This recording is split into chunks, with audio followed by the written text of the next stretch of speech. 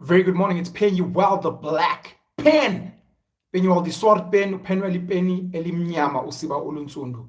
Penyuel Pene Enso. I need to start off by giving kudos to the Democratic Alliance, the DA. In the live video that I made yesterday, one of my criticisms of the DA was that whenever a certain matter suits them, they run to the courts and they don't go to President Cyril Ramaphosa. But when they don't really care about a matter that much or they're benefiting, then they tend to say, well, we'll wait for the president to speak. I found out yesterday later on that the DA will be opening a case in Cape Town against the Minister of Police, Senzo Mchunu, with these allegations raised by General Nhlanhla Mkhwanazi in his press briefing. So I just need to give a shout out to the DA. I need to give kudos to them. And I'd like to give kudos to any other political party or organization or citizen group that will be doing the same, to say, listen, there have been allegations. Nhlanhla Mkhwanazi claims that there is evidence, so a case will be opened. I believe that General Nhlanhla Mkhwanazi has done the same as well.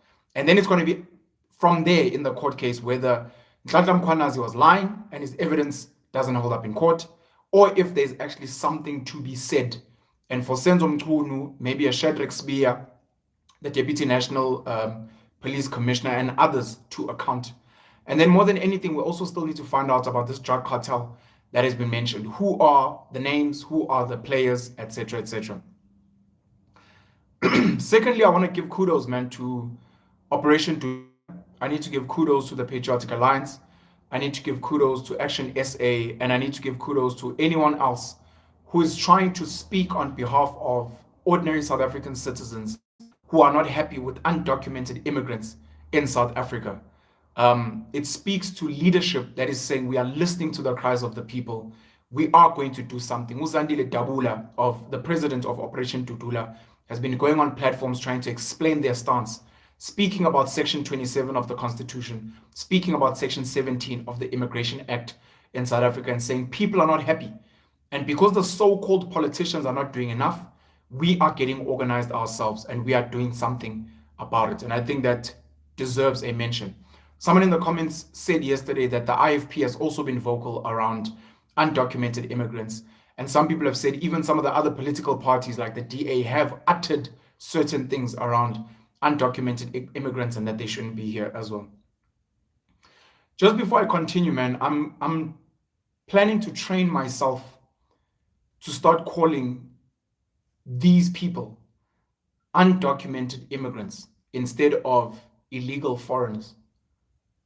I know it's just English, I know it's just semantics, but the reality is legal, illegal is neither here nor there.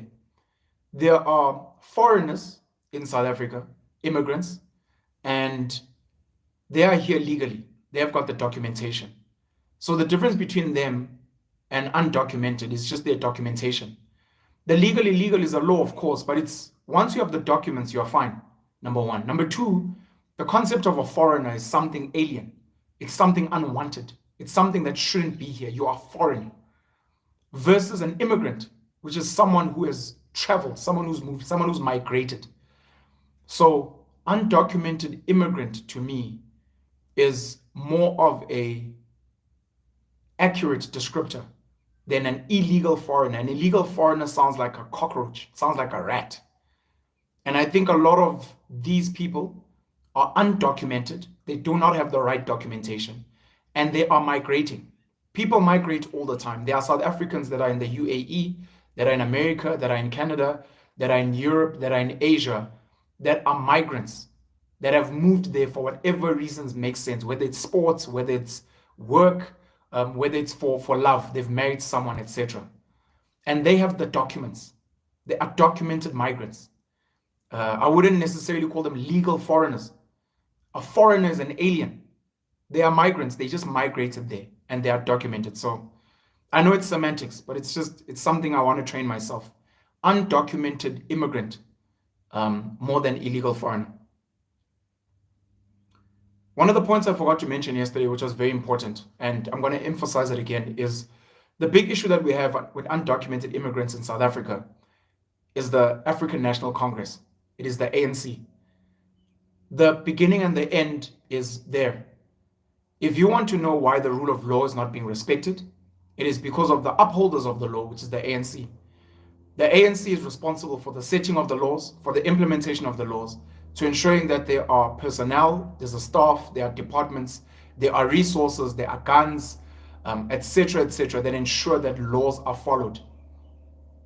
The ANC is also to blame for supporting and enabling governments like Zimbabwe, run by ZANU-PF, and other governments, whether it's Malawi, Zambia, Ghana, Nigeria, Lesotho, Eswatini, Mozambique. The South African government, run by the ANC by and large, yes, we have a GNU now, but technically it's still the ANC, and it's been the ANC for the past 30 years.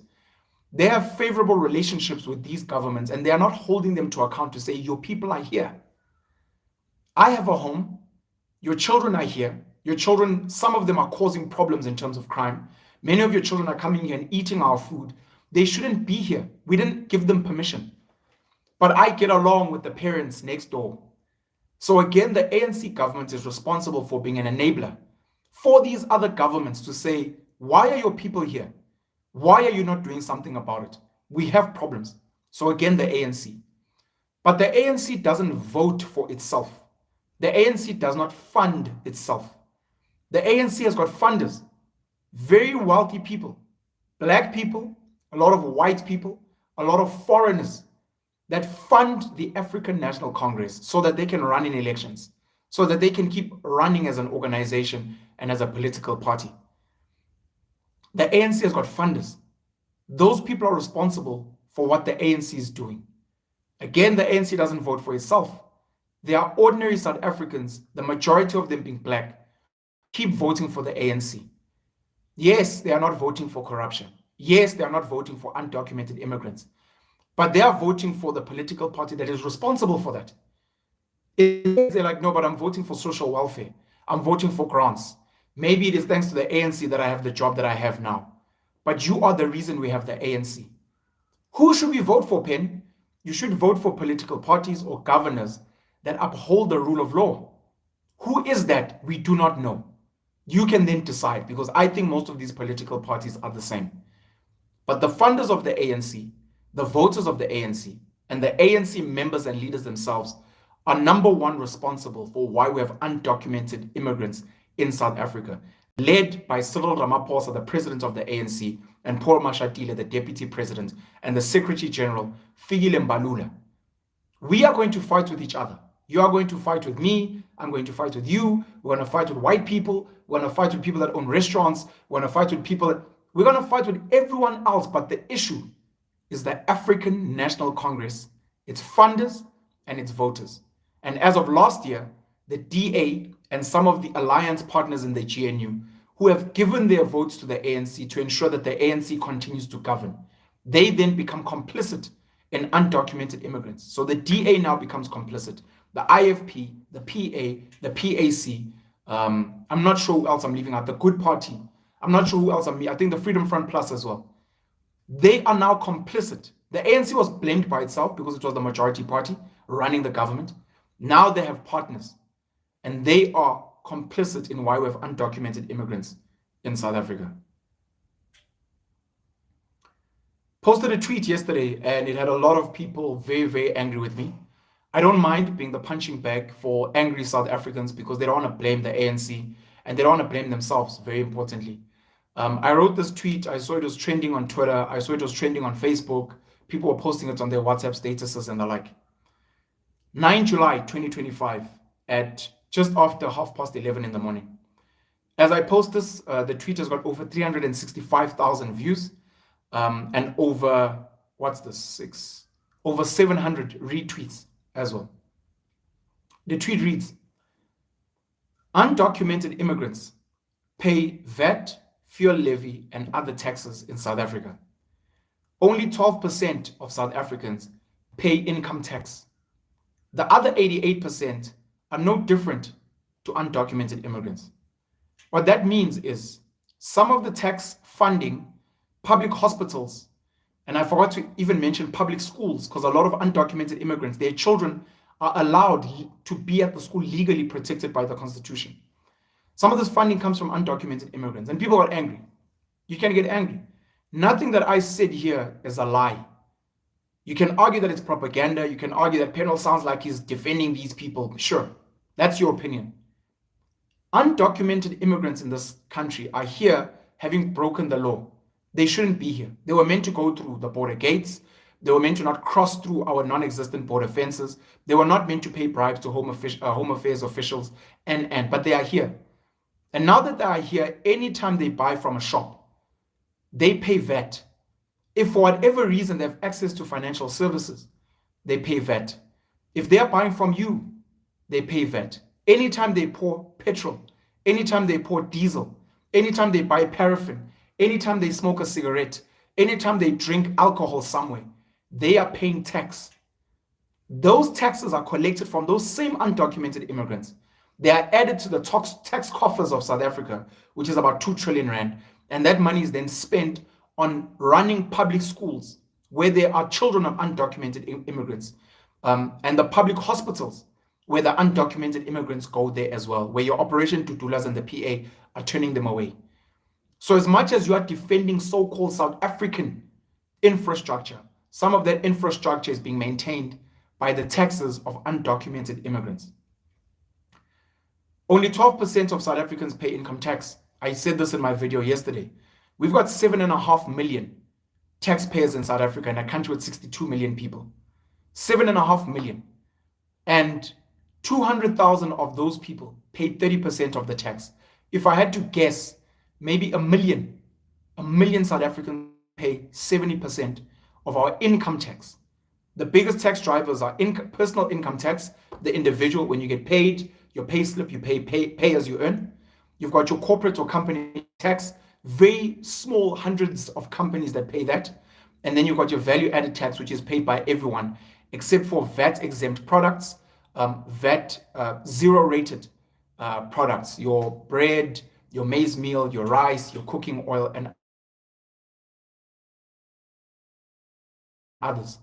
But for everyone, the South African Revenue Services, SARS, doesn't care if you're here legally, illegally, documented, undocumented, white, black, poor, rich, which country you're from. They collect that 15% VAT. They collect the fuel levy. They collect the sin taxes from cigarettes and alcohol from whoever it is. Only 12% of South Africans pay the personal income tax. 12%. This speaks a lot about the income inequality in this country. This speaks about the failure of the ANC. It speaks about the failure of big businesses, small businesses, medium-sized businesses in creating jobs that pay 6,000, 7,000 rand a month so that people can then pay income tax. And I say here, the other 88% are no different to undocumented migrants. You're no different. These people don't even pay tax. You're not paying tax. You're part of the 90% that don't pay tax. And it's worse if you're receiving a social grant, because that money you're receiving is from tax money. Some of that tax money could be from undocumented immigrants. The onus is then on you to vote correctly. The onus is on you to start businesses. You are not running a business. These undocumented immigrants are offering services. They are labor. Yes, they are cheap, exploited labor that are not in line with the labor laws in South Africa. But they are the waiters.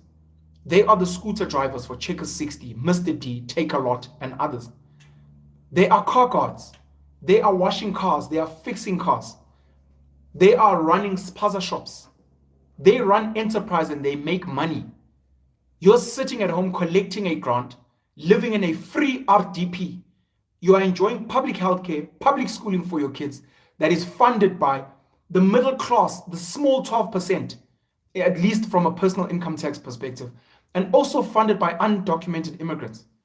Some of these undocumented immigrants create jobs for South Africans. Some of them buy South African products and they export them to the rest of Africa, Asia, and other parts of the world. And that's what my tweet was saying, and people got angry and they punched me because it's easier to virtually punch me than to hold yourself to account.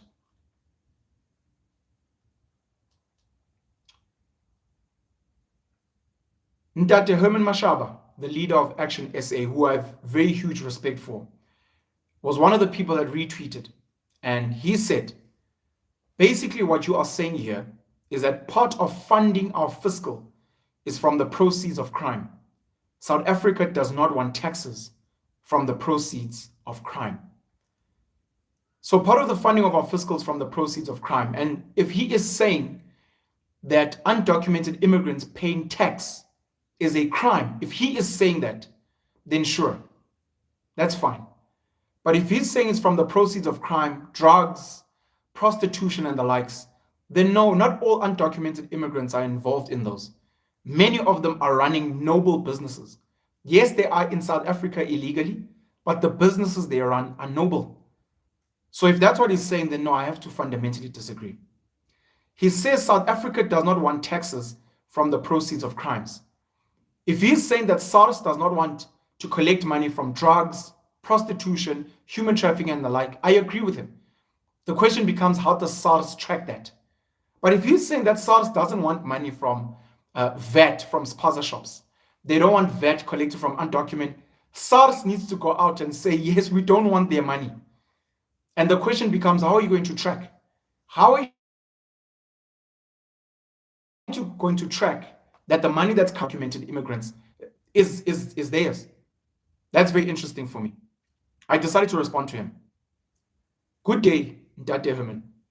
Number one, my tweet is not saying that being an undocumented immigrant is okay. It's not. Number two, my tweet emphasizes that undocumented foreigners also pay taxes, VAT, fuel levy, and others. Number three, my tweet highlights that 80% of South Africans don't make enough income to pay income tax. Number four, the reality is that taxes are collected from citizens, legal immigrants, and undocumented immigrants. SARS doesn't discriminate.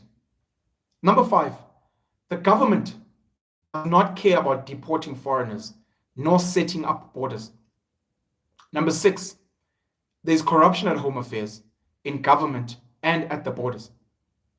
Number seven, ordinary South Africans buy from undocumented immigrants. They hire them, they rent to them, and they give them money. People are free to turn away undocumented immigrants at the public hospitals, but they must be aware that those foreigners also contribute to tax coffers at the same rate as ordinary South Africans, because South Africans mostly don't pay income tax themselves. South Africa is not a sovereign nation. It is an Anglo-American company that serves the rich, and the rich will use whatever institutions and politicians to keep cheap labor here, whether that labor is documented or not.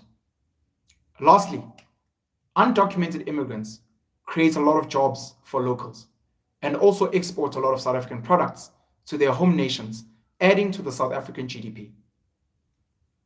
Until we are ready to discuss these matters in earnest, we are not being honest about the realities of migration, and politicians will continue sloganeering over a matter that they don't genuinely believe in. And I said, thank you, Ndade. A few solutions, of course.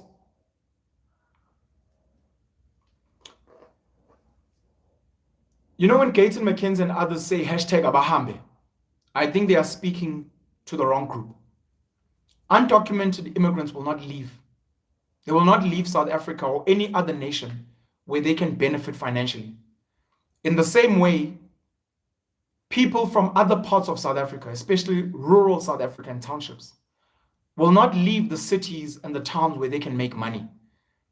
They will not. No one in their right minds will do that. We have got a rule of law in this country. It says we have borders. The borders were set up by the British when it served them in the scramble for Africa. And ordinary black South Africans have agreed to these borders. They've said, yes, the British came and colonized us and they bullied us and they said, fuck however you live.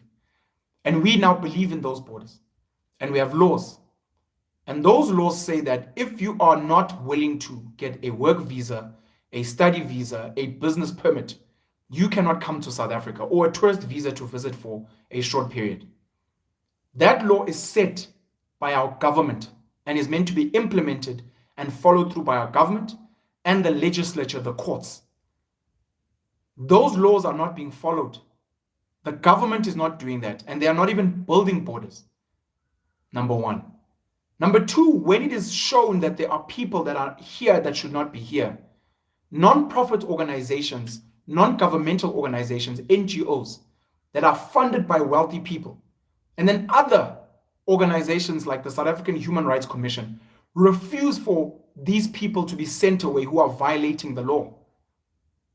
They're like, no, these people should be here. It is a human right. They have access, they should have access to the hospitals and to education. When you say abahambe, you should be saying the government that is enabling this. Mabahambe. You are saying the NPOs and the NGOs that are enabling this. Mabahambe. You are saying the business people who are enabling this. Mabahambe. What you're not saying, unfortunately, is you, the ordinary South African, who is getting your hair done by undocumented immigrants, who is buying their food from undocumented immigrants, who is buying from the spaza shops, who is hiring nannies and cleaners and gardeners and waiters and using all types of labor of people that you know are not here with the right papers. You are part of the problem. In the same way big business is trying to get cheap labor and exploit it, you are also trying to make sure that you have more disposable income. You refuse to hire South Africans. You are the same people on social media that complain about South Africans, that they are lazy, that they are entitled, that they price too high, that their businesses don't have enough stock or they give bad service. You are responsible. You are the one buying from the Chinese and the Pakistanis and the Bangladeshis. It's you. And you are part of the people that are distributing the drugs. You are the one that is renting out your property to people that are running enterprises because you're happy to collect the rent. Are you saying, Angihambe myself? You're not. But the ANC are meant to be the custodians of the law, and they're not doing the right thing. I've said before that in some of the businesses, maybe we need associations like the taxi industry. Of course, the taxi industry is run with an iron fist environment. Maybe that's what it would take to get rid of illegal spaza shop owners in the townships that you guys buy from. Maybe you need to have an association to say any South African that is renting out their property to a Chinese, to a Somalian, to an Ethiopian, you need to hold them to account and you need to punish them in the same way you'll punish someone who is on a taxi route that they are not entitled to. These become the solutions where the government has failed you. South Africa needs to consider having splitting between economic and residential zones and saying in the economic zones, in the mines, in the farms, in the industrial areas, in other business areas, anyone can come in if they are willing to pay the price to get in there. Those economic zones, you can have anyone come in and work from anywhere in the world. And then you have residential zones where people live. And in those residential zones, you have schools, you have hospitals, you have other infrastructure that is meant for citizens. And then those residential zones, you must then create borders. You must, like a complex, like an estate, have your own border around Soweto, around Mdantsane, around parts of Qwaqwa, Mamelodi, KwaMashu. Have a fence and say, you will need access to come in here. You will need to get a visa to come set up a spaza shop in here. Your children cannot study here because you are not a citizen of this community here. These are solutions that some people don't want. They're like, it's a form of apartheid. That means you're happy with this liberal way that we live in. That means you're fine with it. And if you're fine with it, it comes with this cost. As I close off, I posted this tweet this morning, 10 July at just before 5:30 in the morning. As I post this, it's got over 13,000 views. While tracking General Nhlanhla Mkhwanazi's bombshell, please do not forget these other stories. Floyd Shibambu has got his Maibuye movement. Unoma Gigaba, Unoma, I think Umgoma is her maiden surname, has got a tell-all interview on Showmax about Umalusi Gigaba, who was one of the senior leaders in the ANC. Donald Trump has hit South Africa with 30% tariffs. There is still a 700 million rand national dialogue that Cyril Ramaphosa has tabled that the DA has said that they are pulling out from. The DA continues to give hollow threats about leaving the GNU.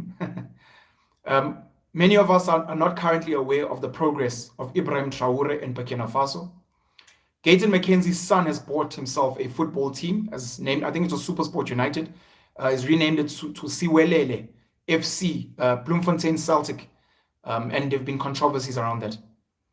Gayton McKenzie, the Minister of Sports, Arts and Culture, is asked to account, even though he was not minister at the time, but he started this process of where is a missing 146 million rand, which is part of the relief given to entertainers and other people in the entertainment industry during COVID lockdown. Where's the 146 million? We don't know what's the latest on Utabo Besta and Nandi Pamakutumane.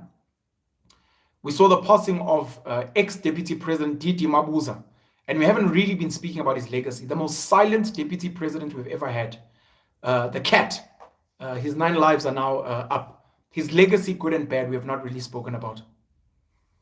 Even though some of the political parties, your EFF, your DAs, fought against an increase in VAT from 15% to 15.5%, not much has been done about the increase in electricity prices, the increase in fuel prices, which has had a more damaging effect than if there was an increase of VAT. Many people died with the flooding in Mthatha. We haven't really done a deep dive into the infrastructure there, into who's responsible there, besides Oscar Mbuyane, who's the Premier of the Eastern Cape, and what's going to be happening with the relief funds, because we are aware that funds get looted in this country by the cadres, the ANC members, especially because the ANC runs the Eastern Cape. We don't know what's the latest on Patrice Motsepe, potentially joining in the race to be president of the ANC and potentially of South Africa. Cyril Ramaphosa, of course, wanting to bring in Elon Musk's Starlink through a back door and not standard BEE procedure. Elon Musk has set up a new political party. We'll see how that goes. Very, very angry with Donald Trump and his big, beautiful bill, which might be snubbing subsidies for electric vehicles. And what's going on and what is the latest between Israel, Iran, and Palestine? There was meant to be a ceasefire between Israel and Iran, and right after that, Israel carried on bombing Iran. What's going on and what's the latest there? America now claims there's no Epstein list after Elon Musk had said that Donald Trump is on the list. There's some list that is doing the rounds, which sees the names of the late Saul Kerzner, South African tycoon, that sees names like Rob Hersoff and the like. People are saying, look, it's fake, nothing is official. America officially says there is actually no Epstein list. There are no names, which sounds very scandalous. Sean Combs, Diddy, has been acquitted of most of the major allegations. He has been found guilty of some. He might get like a really small sentence. I'm not sure if it's 8 years or the like. But all the hype around Diddy has sort of just dissipated into thin air. Deputy President Paul Mashatile is linked to the big lotto tender of billions, along with another senior ANC leader, Sandile Zungu, and Moses Tembe as well. Very wealthy elite from KZN. What is the latest on the South African soldiers that have been brought back from the Democratic Republic of the Congo, along with some of the soldiers that were pregnant? Paul Kagame and the president of the DRC agreed to peace. They couldn't do this on the African continent because clearly we're not good at anything. And they did this at the White House and in turn offered mineral mining rights to Donald Trump and America. I don't know what else I missed. If I missed anything, you guys will hit me at the bottom. But there are so many things going on in the world that we get distracted with. And that's not to say that General Nhlanhla Mkhwanazi's bombshell is not major. It's absolutely huge. But while we're paying attention to that, let's make sure that we don't lose these other stories and these other very, very pressing issues as well. Let's carry on engaging. I'm happy to debate. I'm happy to discuss. As I said, my official point on undocumented immigrants is I do not care anymore. My official stance is I do not care. I am not in the ANC government. I'm not a member of parliament. I'm not voted for or funded to uphold the laws of South Africa. Similarly, I don't work for a non-profit organization or an NGO. I'm not here to defend undocumented immigrants. I've just realized that this country is a company. It is just a company. And the company serves the wealthy, the British, the American, and others. The people that are meant to be governing the country don't care as well. And the citizens vote for these people. And the citizens themselves are happy to use undocumented immigrants. Buy from them, support them, hire them, etc. So you realize that when you make noise, the people that you're meant to be fighting for also do not care. What I care about is serious crime. The people that are peddling drugs, the people that are raping, murdering, trafficking human beings and the like. That's where the problems are, because those are the things that may affect me, my family, and my community. The hijacking of cars, the killing of people, the theft. And that is committed not just by undocumented immigrants, but by South Africans as well. We've got serious problems there. And until we resolve that, nothing is going to change. Have a great and blessed day. I look forward to reading your comments. Pen you well, the black pen, the swart pen. Cheers.